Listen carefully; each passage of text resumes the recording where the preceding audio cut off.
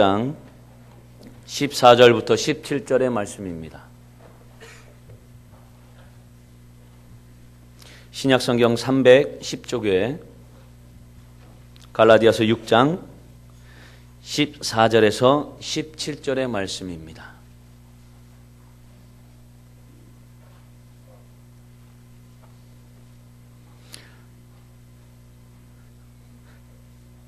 함께 봉독할 때에 살아계신 주님의 음성을 듣는 시간 되시길 바랍니다. 14절부터 17절 한 목소리로 봉독합니다.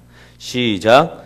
그러나 내게는 우리 주 예수 그리스도의 십자가 외에 결코 자랑할 것이 없으니 그리스도로 말미암아 세상이 나를 대하여 십자가에 못 박히고 내가 또한 세상을 대하여 그러하니라. 할례나 무할례가 아무것도 아니로되 오직 새로 지으심을 받는 것만이 중요하니라. 무릇 이 규례를 행하는 자에게와 하나님의 이스라엘에게 평강과 긍휼이 있을지어다. 이후로는 누구든지 나를 괴롭게 하지 말라. 내가 내 몸에 예수의 흔적을 지니고 있노라. 아멘. 집사님을 배우니 권사님을 배우니 장로님을 배우니 천사의 얼굴을 뵙는 것 같습니다.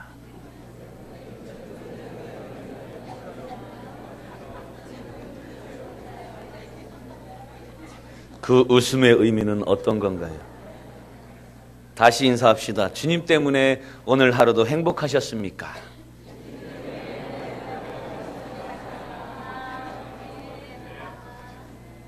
인사만 받으시고 네, 아니요 또 안 하시네요. 언제쯤 하실려나? 오늘 말씀의 제목은 나의 자랑과 흔적이라고 하는 말씀의 제목으로 은혜를 나누고자 합니다. 이제 명예퇴직을 하신 그리고 은퇴를 하신 그분들이 세 종류로 나눠진답니다. 먼저는 화백이라고 하는 사람이 있습니다. 그 종류로 나눠집니다. 화려한 백수랍니다. 스케줄이 꽉 짜 있는 사람이 화백이랍니다. 두 번째로 불백이 있습니다. 이것은 고깃집 고기가 아니고요. 불쌍한 백수랍니다. 그의 휴대폰은 캔디폰이라고 합니다. 외로워도 슬퍼도 나는 안 운답니다. 그리고 세 번째로 마포 불백이 있습니다. 딱 하면 여러분 짐작하시죠? 어떤 의미일까요? 마누라도 포기한 불쌍한 백수랍니다. 아무리 학벌이 좋고 아무리 명예가 높고 지위가 높아도 나중에 그 모습은 쓸쓸하기 그지짝이 없습니다. 그렇습니다. 과연 여러분들은 그러면 무엇을 자랑하시고 또한 무엇을 여러분들의 삶의 흔적으로 남기시겠습니까? 또 하나 가사를 하나 적어왔습니다. 제목이 나 이런 사람이야 라고 하는 제목이에요. 나 이런 사람이야 알아서 기어 아니면 쉬어 알았으면 뛰어 그래 내가 원래 그래 그래서 뭐 어쩔래 나 이런 사람이야 학벌이 어디더라 돈벌이가 얼마더라 앵벌이 이런 개나리 진달래 십장생 연봉이 내 명함이고 차가 내 조남이고 집이 내 성함이고 참 유감이고 괜찮아 나니까 하나를 배우면 열을 깨달아 버리는 나니까 손발 다 써도 안 되면 깨물어 버리는 나니까 대박나든 쪽박차든 쏠리는 대로 사니까 아닌 걸 보고 아니라고 하니까 가사의 제목들입니다. 이 내용들입니다. DJ DOC라고 하는 그룹 애들이 쓴 가사 내용입니다. 가사는 싸이라고 하는 사람이 지었어요. 무엇입니까? 학벌, 돈, 명예, 차 이런 것들, 출세 이게 다가 아니다라고 하는 겁니다. 여러분들은 어떤 사람들이십니까? 사람들에게는 누구나 자기 자신을 내세우려는 인간의 기본적인 욕구가 있습니다. 좋게 말하면 그것은 자기 존재를 확인하는 방편입니다. 따라서 이 자랑이 어떤 것이냐에 따라서 많은 사람에게 귀감이 되기도 하고요. 더 나아가서 불쾌감을 주기도 합니다. 무엇을 어떻게 자랑하느냐에 따라서 그 사람의 인격과 그 사람의 성격을 이해할 수 있습니다.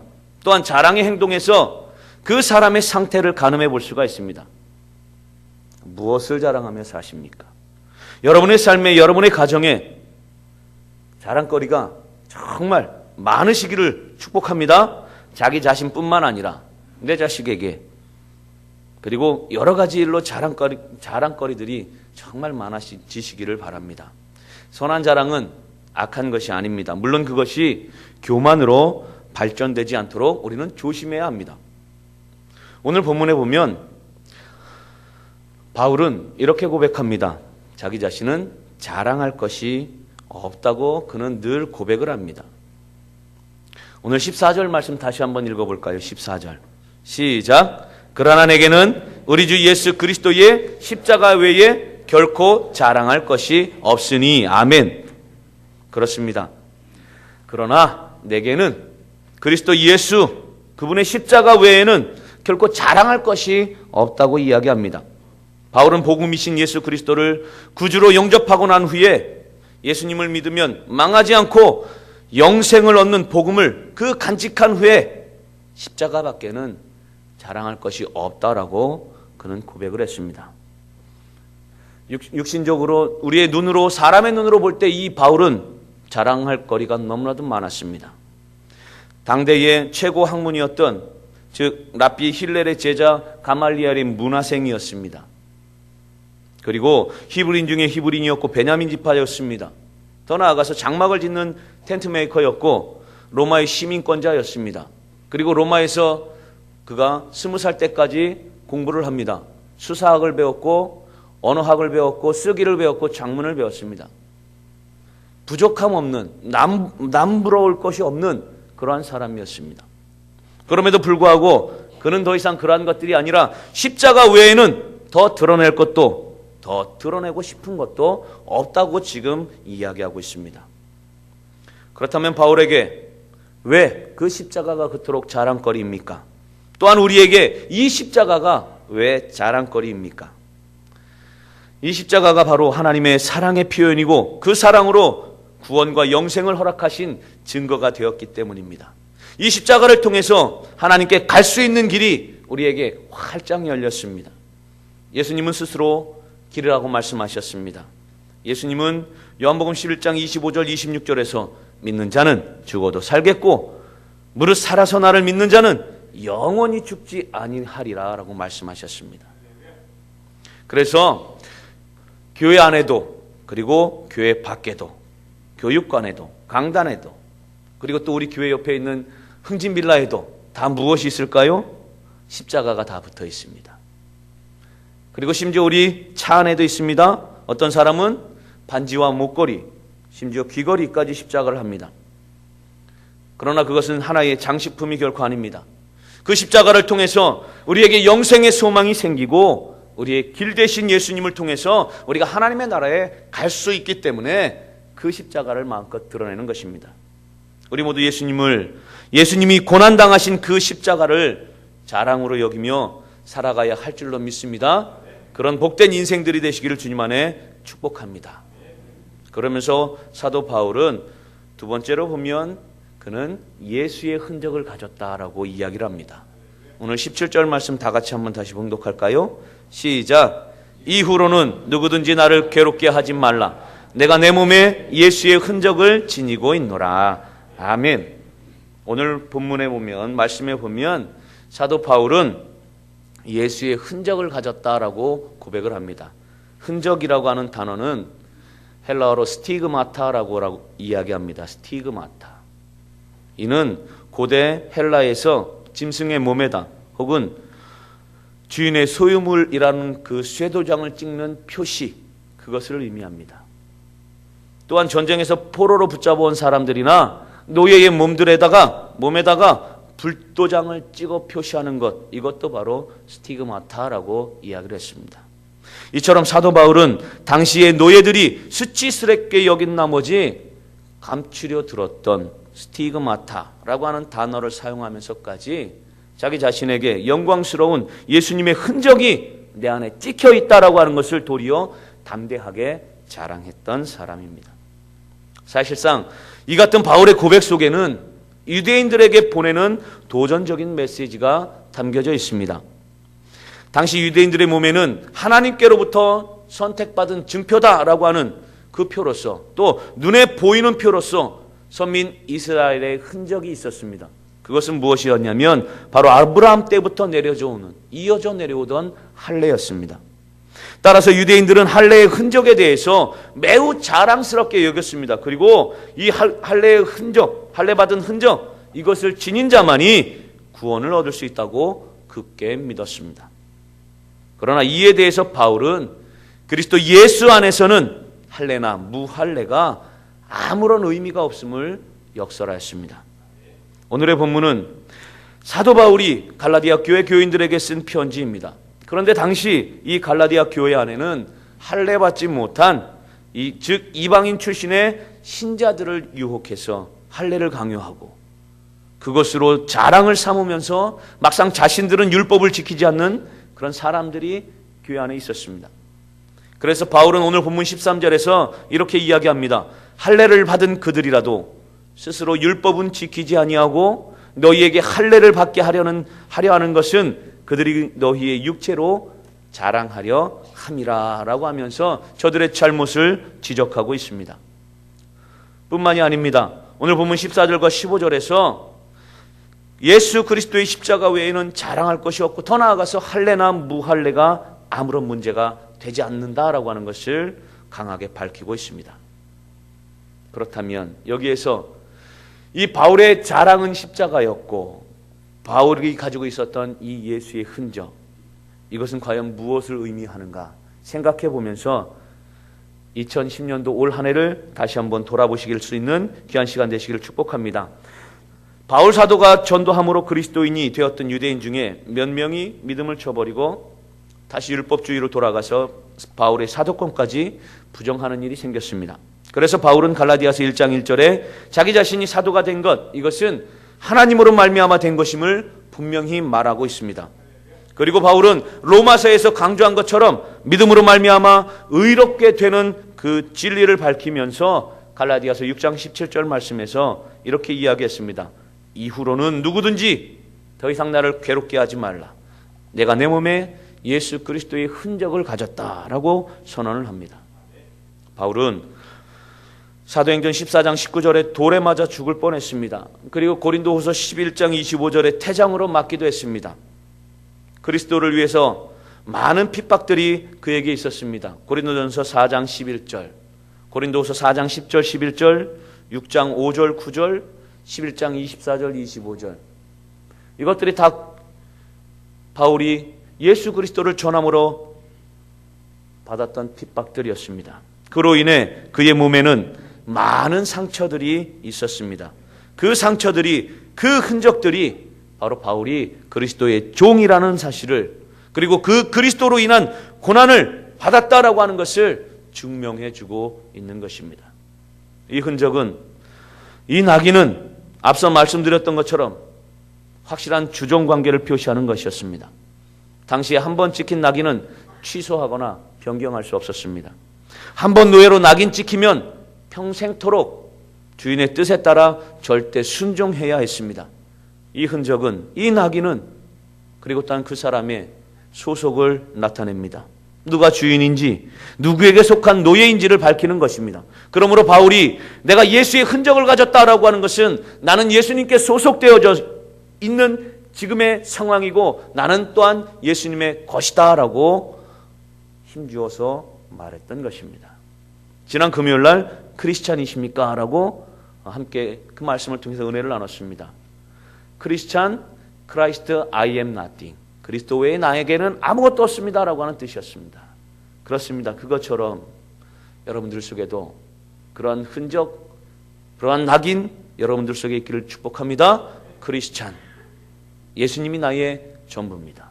그리스도가 나의 전부입니다. 나는 그러기에 주님의 것입니다 라고 하는, 그렇다면 여러분들은 올 한 해 여러분의 삶을 되돌아보면서 20여일을 밖에 남지 않은 이 시점에서 올 한 해 여러분들의 발자취, 여러분들의 흔적, 어떤 흔적을 남기셨습니까? 교회의 구석구석 부서에서 책임 맡아 일하던 여러분들에게 또다시 묻습니다. 여러분들은 그 부서에서 그리고 또한 그 교회 구석구석에서 어떤 일을 하면서 어떤 흔적을 남기셨습니까?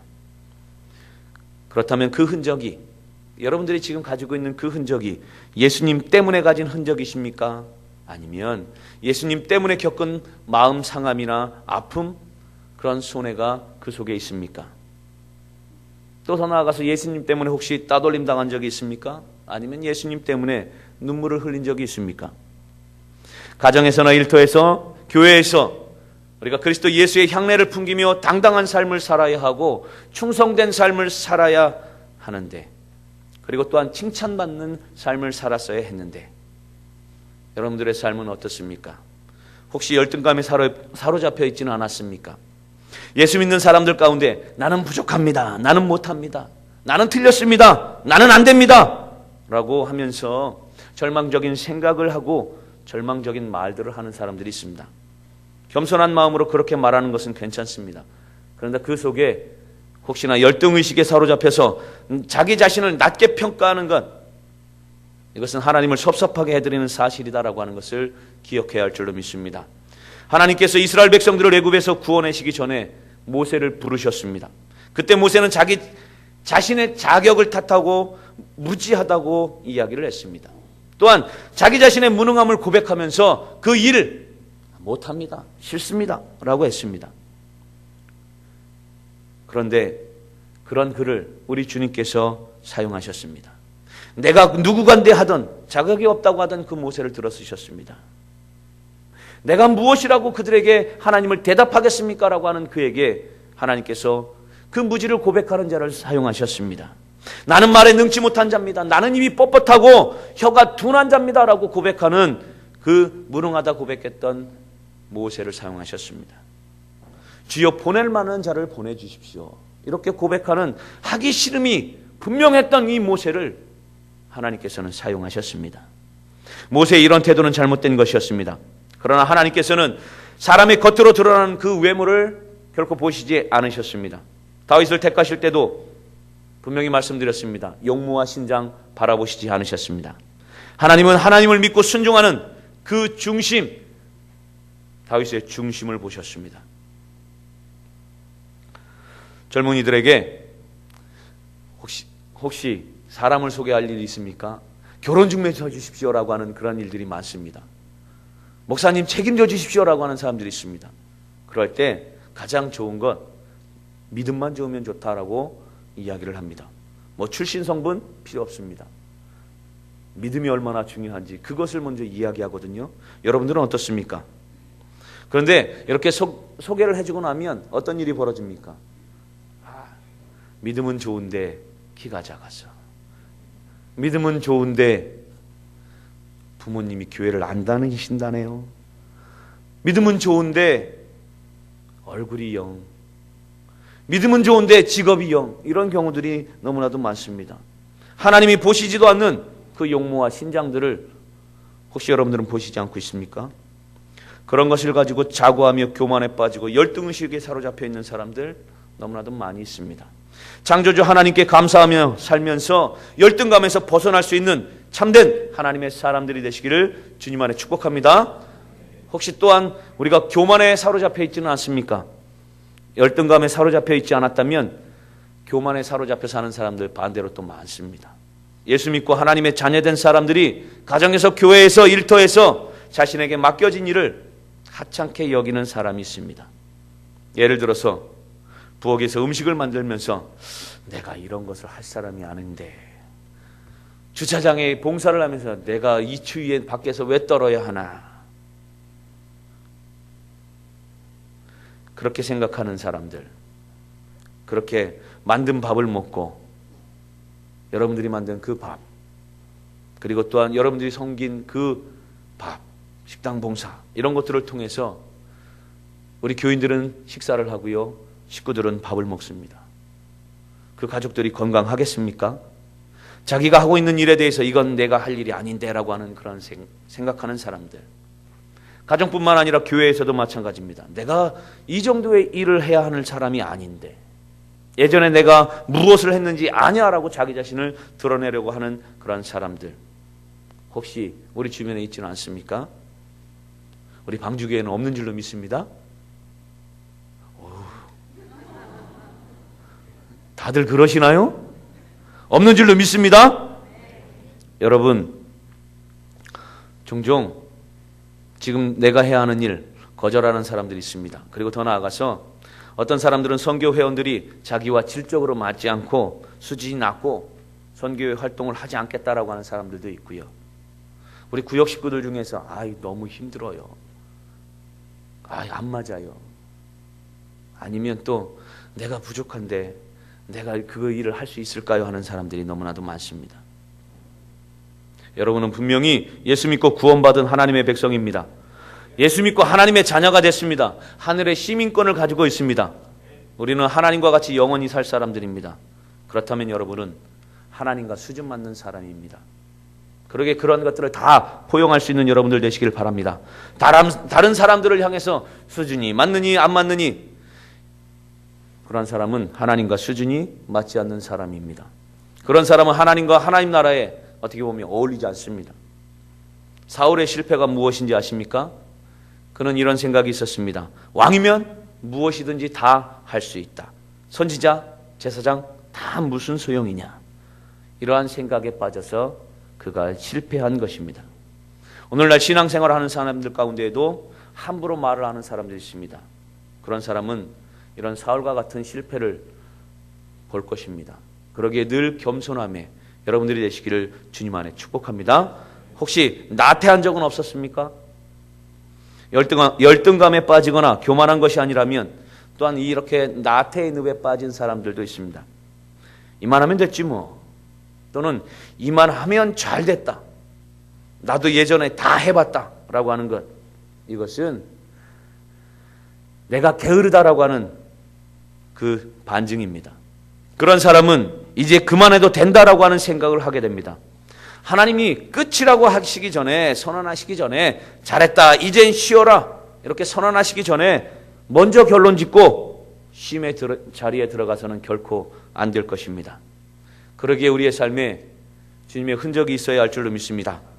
예수님 믿으면서 신앙생활하면서 우리가 2010년 어떤 열매를 맺었고 우리 예수 그리스도의 이름으로 어떤 흔적이 내 삶에 있습니까? 여러분들 속에 희생이 있어야 할 줄로 믿습니다. 먼저는 시간의 희생입니다. 예배드리는 자리에 주일날 예배뿐만 아니라 늘 시간 주님 앞에 드려지는 그 시간, 주일밤 예배, 수요 기도회, 철야 기도회, 새벽 기도회, 시간 또한 교회에서 모이는 모든 것들, 기도하는 자리, 성경 읽고 듣고 섬기는 자리, 이러한 것에 여러분들의 희생이 있어야 할 줄로 믿습니다. 가장 기본적인 희생이 바로 우리가 하나님 앞에 드릴 수 있는 시간의 희생입니다. 두 번째로 여러분들의 물질의 희생이 있기를 축복합니다. 내가 가진 것으로 주님 앞에 드릴 수 있는, 하나님을 사랑한다고 하면서 드림이 없다, 그것은 온전한 희생이 아닙니다. 투자가 없으면 거둠도 없습니다.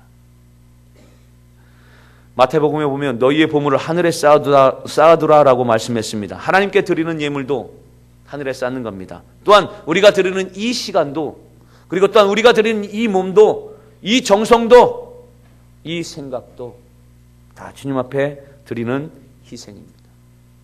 그런 드림의 희생이 여러분 속에 있어야 할 줄로 믿습니다. 그러면서 마지막 세 번째는 십자가를 지기 위한 상처, 이 흔적, 이것이 있어야 합니다. 바울이 가졌던 핍박과 고난의 흔적은 아니더라도 우리가 예수 믿는 것 때문에 마음 상하고 눈물을 흘리고 이 예수 믿는 것 때문에 손해가 있고 우리 안에 아픔이 있어야 한다라고 하는 겁니다. 오늘 잠시 후에 오이코스 수료식이 있습니다. 혹시 여러분들 복음 전파하다가 소금 맞아 보셨습니까? 아니면 물을 맞아 보셨습니까? 아니면 침뱉음을 받아 보셨습니까? 그것은 다 주님께로부터 있는 은혜의 흔적인 줄로 믿습니다. 아직 못 받아보셨다면 여러분들이 그 자리에서 받아볼 수 있는 여러분들 되시기를 축복합니다. 더 큰 은혜가 있을 줄로 믿습니다. 그리고 우리가 또 어떤 흔적이 있어야 되냐면 비판도 감수해야 합니다. 외인들의 비판입니다. 여러분들이 신앙생활 잘하려고 애쓰면 애쓸수록 주변에 믿지 않는 사람들은 여러분을 향해서 손가락질하고 비난하고 조롱할 것입니다. 그런 비판도 감수해야 할 줄로 믿습니다. 그뿐 아닙니다. 예수 믿는 사람들 간의 비판도 감수해야 합니다. 예수 잘 믿는 사람들 가운데에서도, 특별히 교회에 오래 출석한 사람들 가운데서도 다른 사람들, 좋게 말할 줄 모르는 사람들 많습니다. 예수님께서 말씀하셨습니다. 뭐라고 말씀하셨냐면, 너희 입으로 들어가서 뒤로 나오는 것이 더러운 것이 아니라 너희 입으로 나오는 것이 더럽다라고 말씀했습니다. 또한 야고보서 3장에서도 이야기합니다. 혀의 위험성에 대해서 이야기합니다. 바라기는 우리 방주교의 모든 권속들은 입술에 은혜가 넘칠 줄로 믿습니다. 그런 은혜의 사람들이 되시기를 바랍니다. 그러면서 우리의 입술에는 항상 찬양의 소리만 있을 수 있기를 바랍니다. 감사의 소리만 있을 수 있기를 바랍니다. 칭찬의 소리만 있을 수 있기를 바랍니다. 자신은 일하지 않으면서 열심히 일하는 사람들을 향해서 비난합니다. 뭐 저러냐? 왜 튀어나오냐? 자신은 찬양대로 봉사하지 않으면서 찬양대원들 가운데서 틀렸네? 아니요. 그리고 또 주방에 가서 한 번도 일하지 않으면서 주방 사람들 뭐 김치가 짜네, 국물이 싱겁네, 고기가 덜 익었네. 아니요. 그런 비난도 예수 믿는 사람들은 감수해야 됩니다. 그런데 예수 믿는 사람들 모두가 천사는 아닙니다. 예수 믿는다고 예수님과 같아질 수는 없습니다. 같아지려고 노력은 합니다. 그러므로 우리는 매 순간순간 온전해지도록 노력해야 합니다. 예수님처럼 되려고 노력해야 합니다. 교회는 허물과 죄가 많은 사람들이 모이는 곳이기 때문에 사람들의 비판과 비난도 감수해야 됩니다. 신앙생활 하는 것 때문에, 예수 믿는 것 때문에, 이렇게 주일 성수하는 것 때문에 거절당하는 것도 감수해야 합니다. 예수 믿는 사람이기 때문에 함께 앉을 수 없다고 하고, 예수 믿는 사람이기 때문에 함께 어울릴 수 없다라고 하는 말에도 능하셔야 할 줄로 믿습니다. 그런 비판 얼마든지 감수하시기 바랍니다. 그리고 때로는 아픈 물러남도 있어야 합니다. 한 시절을 멋있게 보낸 낙엽이 떨어집니다. 그런데 이 떨어진 낙엽은요, 어떻게 될까요? 나무 밑에서 썩어서 땅속에 스며들어서 새로운 싹을 낼 수 있도록 밑거름이 되어줍니다. 다음에 돋아날 싹을 위해서 이 나뭇잎은 떨어지지만 그렇게 쓰여집니다. 그런데 교회에서 일하던 사람들 가운데 자기 자신의 사명을 다하고 임기를 끝낸 다음에, 은퇴하신 후에, 뒷자리에 물러난 후에 다른 사람에게 협조가 되지 않는 사람들도 있습니다. 썩어서 뿌리에 영양을 공급하는 사람이 아니라 오히려 방해하는 사람들도 있습니다. 앞자리에 있다가 뒷자리로 물러나는 것 어렵습니다. 그러나 때로는 이것도 감수해야 됩니다. 사람들은 이렇듯 세월이 흐르면서 나이를 먹으면서 우리 안에 몸에 변화가 옵니다. 이가 흔들리고요, 눈이 침침하고요, 얼굴에 주름들이 잡혀집니다. 머리는 휘어지고요. 이런 것들은 다 우리가 살아온 세월을 증명하는 흔적들입니다. 아까 새가족실에 있는데 안경을 쓰신 어느 집사님이 안경을 벗고 이 프린트물을 이렇게 보시더라고요. 안경 쓰셨는데 그랬더니 노안이시랍니다. 그렇습니다. 우리 몸에 그런 변화들이 있습니다. 우리의 삶의 흔적들이 있습니다. 그런데 그러한 상처도 상처 나름입니다. 흔적도 흔적 나름입니다. 우리가 흘린 눈물, 그것도 눈물 나름입니다. 내가 잘못해서 얻은 상처는 오히려 부끄러운 것입니다. 내가 잘못해서 흘리게 된 눈물, 오히려 더 부끄러운 것입니다. 상처라고 해서, 마음 상하는 것이라고 해서, 눈물을 흘린다고 해서 모두 그리스도를 위한 것이 아니다라고 하는 것입니다. 우리도 이 사도 바울처럼 매맞은 상처가 있어야 하는 것은 결코 아닙니다. 그러나 예수 그리스도를 믿는 사람으로서 하나님이 지고 가기를 원하시고 우리에게 맡기신 그 십자가를 지는 상처, 흔적 여러분들의 있어야 할 줄로 믿습니다. 여러분의 가정에서도, 그리고 여러분들의 일터에서도, 교회에서도 그런 십자가 있을 줄로 믿습니다. 그런데 그것은 여러분들이 기꺼이 지시고요, 더 나아가서 오히려 그 십자가 때문에 여러분들의 자랑이 되시는 여러분들 되시기 바랍니다. 그렇다면 여러분이 지신 십자가가 무엇입니까? 여러분이 가지고 있는 그 흔적은 무엇입니까? 여러분이 지고 있는 그 십자가가 무엇입니까? 그것이 주님이 기꺼이 지기를 원하는 것이라면 잘 감당하실 수 있는 여러분들 되시기를 주님 안에 축복합니다. 다시 한번 14절과 17절 두 절만 읽고 말씀을 마치도록 하겠습니다.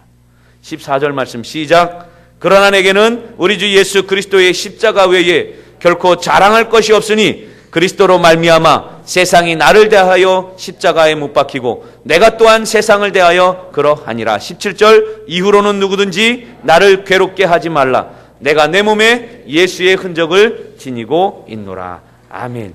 기도하시겠습니다. 좋으신 하나님, 오늘 하루도 이렇게 살게 하시니 감사를 드립니다. 이 하루를 살면서 힘들고 어려운 일도 많았습니다. 주님 앞에 영광을 돌리는 이 자리도 있었습니다. 그렇지만 우리가 예수님의 이름으로 져야 하는 십자가라면 기꺼이 질 믿음과 용기와 힘을 주시옵소서. 감당케 하여 주시옵소서. 우리 주님 예수 그리스도의 이름으로 날마다 베푸는 선함이 하나님께 영광 돌리게 하시고 또한 내게 만족이 되지 않게 하여 주시옵소서. 하나님의 뜻을 이루며 하나님의 마음에 합한 삶이 되기를 소망합니다. 그러나 육신이 약해서 믿음이 없어서 결단치 못해서 감추고 있는 부끄러운 흔적들을 가진 채로 여기에 모였습니다. 용서하시고 우리의 예배를 받아주시옵소서. 우리의 이 상처와 이 흔적이 이제는 주님 앞에 거룩한 상처로, 주님 앞에 거룩한 흔적으로 남게 하여 주시옵소서. 하나님 우리의 예배를 통해서 영광 받으시고 또한 우리들에게 새 힘을 얻는 그런 놀라운 시간이 되게 하여 주시옵소서. 감사를 드립니다. 우리의 삶에 늘 주님의 평강과 주님의 은혜와 주님의 십자가가 있는 축복된 하나님의 백성들 되게 하옵소서. 예수님의 이름으로 기도하옵나이다. 아멘.